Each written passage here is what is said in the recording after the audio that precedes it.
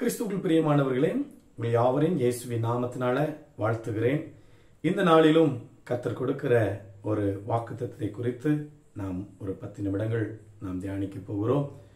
எசாயா 45 அதிகாரம் 2வது வசனம் இவ்வண்ணமாய் சொல்கிறது, நான் உனக்கு முன்னே போய் கோணலானவைகளை செவ்வையாக்குவேன் என்று சொல்லி. இந்த நாளிலும் பிரியமான சகோதரியே சகோதரனே, நாம் அநேக காரியங்களில் நம்முடைய வாழ்க்கையில் கோணலானவைகளாய் தான் இருக்கிறது. பல காரியங்களை நாம் நேரான வழியில் சென்று கொண்டிருந்தாலும் உலகத்தின் தாறுமாறுகள் நம் அவ்வப்போது நம்முடைய வாழ்க்கையை பின்தொடர்ந்து வருகிறது. நம்முடைய காரியங்களை, நம்முடைய ஆசீர்வாதங்களை, நம்முடைய ஆசீர்வாத வாய்க்கால்களை திசை திருப்புகிறதாய் இருக்கிறது. சத்துருவின் போராட்டங்கள், எதிரிகளின் சூழ்ச்சிகள், பல காரியங்கள் நாம் நன்மை நடக்கும் என்று காத்துக் கொண்டிருப்போம், அது தீமையாய் முடிகிறது என்று சொல்லி பல கவலையிலும் இன்னலும் இடரலும் நீங்க அனுபவித்து பல ஆண்டுகளாய் உபத்திரவத்தின் வழியாய் கடந்து வந்தாலும் இந்த 25ஆம் ஆண்டுல இந்த ஜனவரி மாதத்துல கர்த்தர் கொடுக்கிற வார்த்தை, நீங்க நம்பிக்கையோடு இருந்து பாருங்க.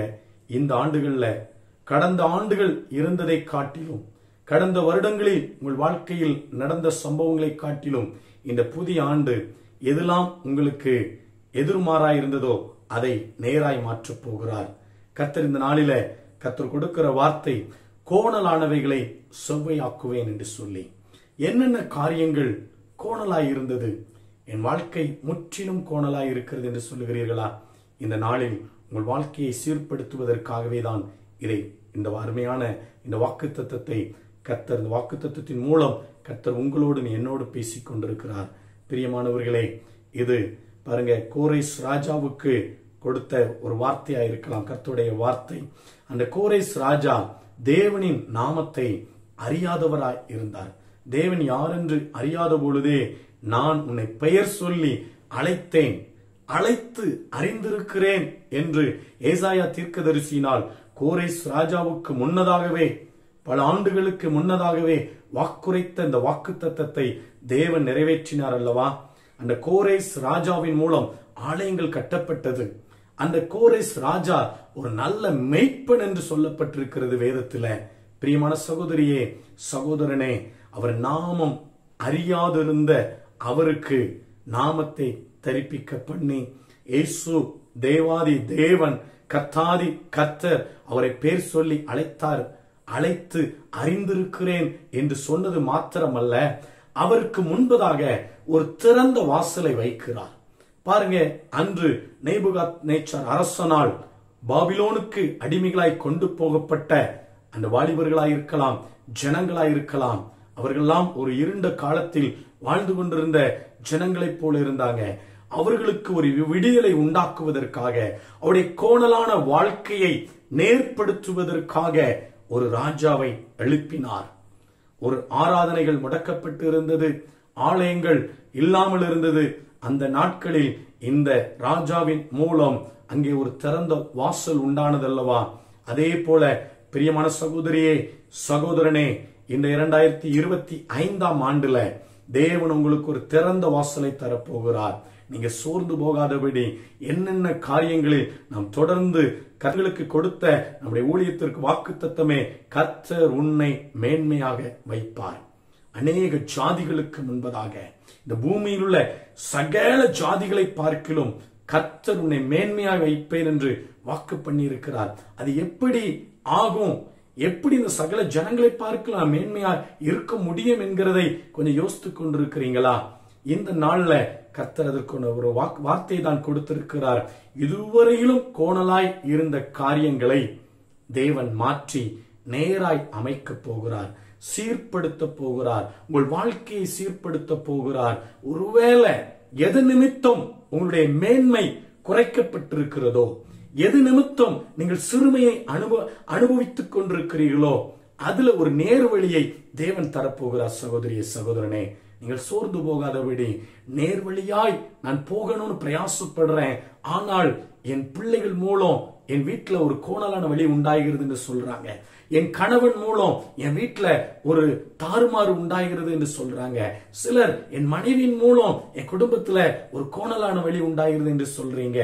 ஆனால் கர்த்தர் சொல்லுகிறார், எந்த வழி எப்படி இருந்தாலும் பரவாயில்லை, இதுவரையிலும் எப்படி இருந்தாலும் பரவாயில்லை, நீங்கள் கர்த்தரை நம்பி அவரை ஆராதிக்கிற ஜனங்களாய் இருப்பீர்களே ஆனால், அன்று இஸ்ரவேல் ஜனங்களுக்கு ஒரு மேய்ப்பனாய் ஒரு கோரேஸ் ராஜாவை தேவன் ஏற்படுத்துவாரே ஆனால், உங்களுக்கும் எனக்கும் தன்னுடைய சொந்த குமாரனையே இந்த பூமிக்கு அனுப்பி இருக்கிறாருங்க. அது எவ்வளவு பெரிய பாக்கியம்!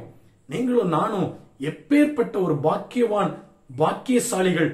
அதை கொஞ்சம் யோசித்து பாருங்க. அவர் சொந்த குமாரனையே இந்த பூமிக்கு அனுப்பி, நானே வழியும் சத்தியமும் ஜீவனுமாய் இருக்கிறேன் என்று சொன்னவர் இன்று உங்களுக்கு எனக்கு ஒரு வழியை காண்பிக்கிறார். என்ன வழி தெரியுமா? இருண்ட இடத்துல ஒரு வழியை காண்பிக்க போகிறார். அதே அதிகாரம் எசாயா 45 அதிகாரம் 4 என்ன சொல்லுகிறது பாருங்க. வெண்கல கதவுகளை உடைத்து இருப்பு தாழ்பாக்களை முறித்து அந்தகாரத்தில் இருக்கிற பொக்கிஷங்களையும் ஒளிப்பிடத்தில் இருக்கிற புதையல்களையும் நான் உனக்கு கொடுப்பேன்.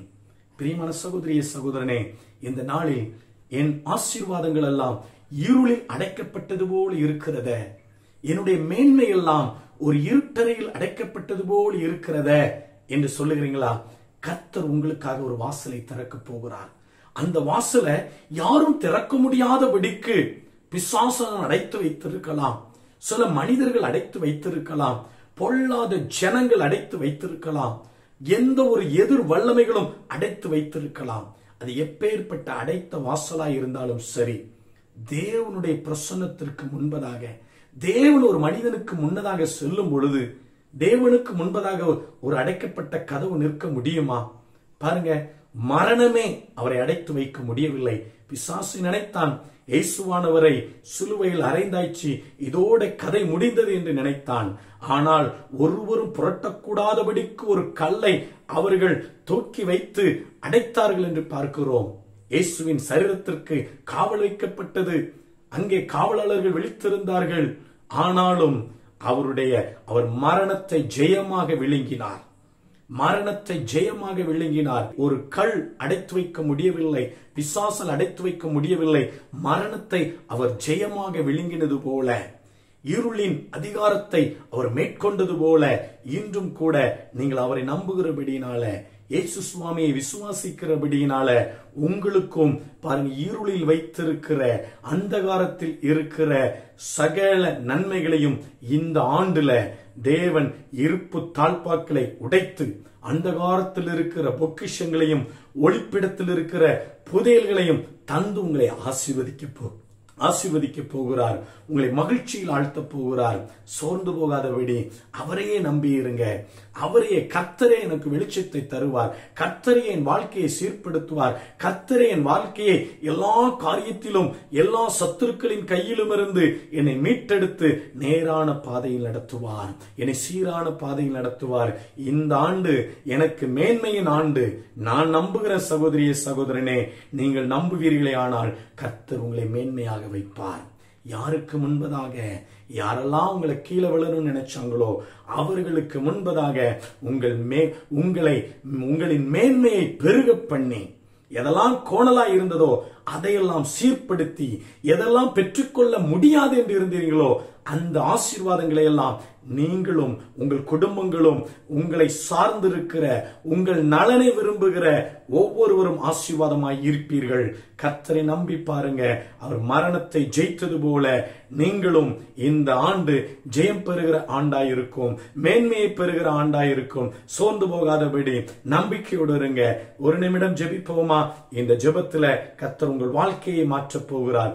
நம்புவீர்களே ஆனால் இந்த ஆண்டின் இறுதிக்குள்ளதாக அநேகருடைய வாழ்க்கை செவ்வையானதை, அநேகருடைய வாழ்க்கையின் அஸ்திபாரங்கள் கூட அசைகிறதா இருந்தது. ஆனால் இன்று கிறிஸ்துவின் மீது, கண்மலையாகிய கிறிஸ்துவின் மீது நீங்க கட்டப்பட்டவர்களாய் உங்களுடைய அஸ்திபாரங்கள் நிர்மூலமாகாதபடி உறுதியாய் இருக்கும் என்று கர்த்தர் சொல்லுகிறார். நீங்கள் சோர்ந்து போகாதபடி காத்திருங்கள். அசையாத நம்பிக்கையோடு இந்த வாக்குத்தத்தத்தை பிடித்து ஜெபித்து பாருங்கள். நீங்கள் உங்களுக்கு உங்களுக்காக தேவன் ஒரு திறந்த வாசலை வைத்திருக்கிறார். கோரேசுக்கு முன்னதாக சென்ற தேவன் உங்களுக்கும் எனக்கும் முன்பதாக இந்த ஆண்டுல செய்வார். ஜெபிப்போமா? அன்பின் தகப்பனே, மை நன்றியோடு மை துதிக்கிறோம், மை ஸ்தோத்திரிக்கிறோம் சுவாமி. இந்த ஆண்டுல ஆண்டவர், இந்த ஜனவரி மாதத்துல இந்த வாக்குத்தத்தத்தை நீர் எங்களுக்கு தந்திருக்கிறீர் சுவாமி. ஆண்டவரே, கோணலான வழியை செவ்வையாக்குகிற தேவன் எங்களுக்கு முன்பதாக செல்லுகிறீர் என்கிறதை ஆண்டவரே, இந்த சத்தத்தை கேட்கிற ஒவ்வொருவர் விசுவாசிக்கிறபடினால ஒவ்வொருவருக்கு ஒரு திறந்த வாசலை கொடுத்து ஆசீர்வதிக்க வேண்டும்படியாய் அந்தகாரத்தில் இருக்கிற பொக்கிஷங்களையும் ஒளிப்பிடத்தில் இருக்கிற புதையல்களையும் அந்நிய கண்கள் அல்ல, இந்த சத்தத்தை கேட்கிற ஒவ்வொருடைய கண்களும் காணும்படி நீர் கிருபை செய்கிறதற்காக உமக்கு நன்றி. நீர் மரணத்தை ஜெயமாக விழுங்கின தேவன். அநேகருடைய சுகத்தை அந்தகாரத்தில் வைத்திருக்கிறான், அநேகருடைய ஆசீர்வாதங்களை அந்தகாரத்தில் வைத்திருக்கிறான். இன்று எல்லாம் இயேசுவின் நாமத்தினால கட்டவிழ்க்கிறேன். இயேசுவின் நாமத்தினால கர்த்தருடைய கரம் ஒவ்வொருவரோடு இருந்து நடத்திட்டோம். சகலவிதமான துதிகன மகிமையெல்லாம் உங்க ஒருவருக்கே செலுத்துகிறோம். இயேசுவின் நாமத்தினால் ஜெபிக்கிறோம் என் நல்ல அருமை பிதாவே. ஆமென், ஆமென். கர்த்தர் நல்லவர். God bless you. கர்த்தர் உங்களை ஆசீர்வதிப்பார். இன்றும் என்றும் சதா காலங்களிலும் உங்களை மேன்மையாக வைக்கிற தேவன் மேன்மையாக வைத்து ஆசீர்வதிப்பார்.